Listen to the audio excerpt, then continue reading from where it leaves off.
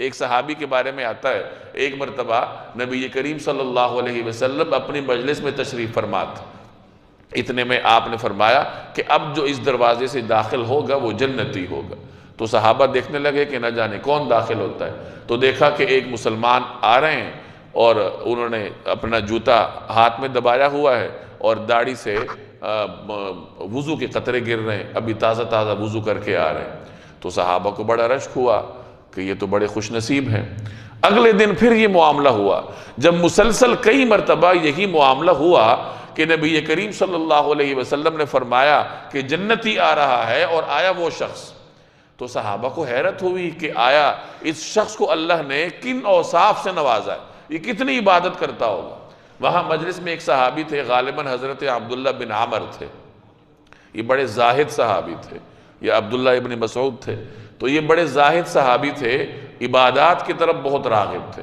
تو انہوں نے یہ سوچا کہ مجھے اس کی رات کی عبادت دیکھنی چاہیے کہ رات کو یہ کس قسم کی عبادت کرتا ہے، کیا ذکر اذکار کرتا ہے، کس طرح اللہ کو راضی کرتا ہے کہ اللہ اس سے اتنا راضی ہے کہ اللہ کا حبیب اپنی زبان سے کہہ رہا ہے کہ یہ جنتی ہے، اور ایک دفعہ نہیں، 2 دفعہ 3 دفعہ۔ چنانچہ وہ اس کے پاس آئے اور اپنا کوئی معاملہ بیان کیا کہ میں نے آپ کا مہمان بننا ہے۔ انہوں نے کہا ٹھیک ہے، تو رات کو ان کے ہاں قیام ہوا۔ اب وہ مہمان یہ دیکھنے لگے کہ میں دیکھوں تو صحیح کہ یہ کیا کرتے ہیں۔ انہوں نے دیکھا کہ میزبان تو عشاء ہوتے ہی سو گیا، چادر اوڑھ کے سو گیا، تو وہ بڑے حیران کہ یہ تو سو گئے۔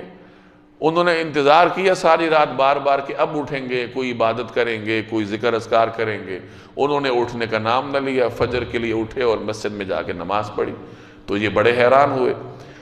اگلی رات انہوں نے سوچا کہ ایک رات اور دیکھ لیتا ہوں، ممکن ہے آج تھکاوٹ ہو۔ اگلی رات پھر یہی ماجرا، وہ عشاء کے بعد سوئے تو فجر کے بعد جا کے اٹھے۔ وہ عام مسلمان تھے، محنت مزدوری کرتے ہوں گے تو رات کو آرام چاہیے تھا۔ تو آخر انہوں نے ان کے سامنے ماجرا کھولا کہ بھائی دیکھو، میرا کوئی عذر نہیں تھا، میں اس لیے ہی آپ کے پاس آیا ہوں کہ اللہ کے حبیب نے آپ کے بارے میں فرمایا ہے کہ یہ جنتی، تو میں نے یہ دیکھنا ہے کہ آپ کا آخر کیسا عمل ہے، ہمیں بھی وہ اپنانا چاہیے۔ یہ صحابہ کا مزاج تھا کہ وہ یہ دیکھتے تھے کہ کون سا شخص دین میں آگے ہے اور کیوں آگے ہے، ہمیں بھی اس طریقہ کار پر چلنا چاہیے۔ تو فرمایا کہ میں تو اس لیے آیا ہوں کہ آپ کا عمل دیکھوں، لیکن یہاں تو آپ سو رہے، عشاء کے بعد سوئے ہیں اور فجر تک سوتے رہے۔ تو انہوں نے فرمایا کہ میرا کوئی خاص عمل تو ہے نہیں، ہاں البتہ ایک خصوصیت اللہ نے مجھے دی ہے کہ میرے سینے میں کسی مسلمان کے ساتھ بغض نہیں ہے، ہر مسلمان کے ساتھ میرے دل میں خیرخواہی ہی خیرخواہی ہے۔ تو وہ مہمان صحابی کہنے لگے کہ ہاذا ہوا، یہی وہ تمہاری صفت ہے جس کی وجہ سے تم اللہ کو اتنے پسند ہو، اور نبی کریم صلی اللہ علیہ وسلم نے تمہارے بارے میں اتنی بڑی بات کا اعلان فرمایا۔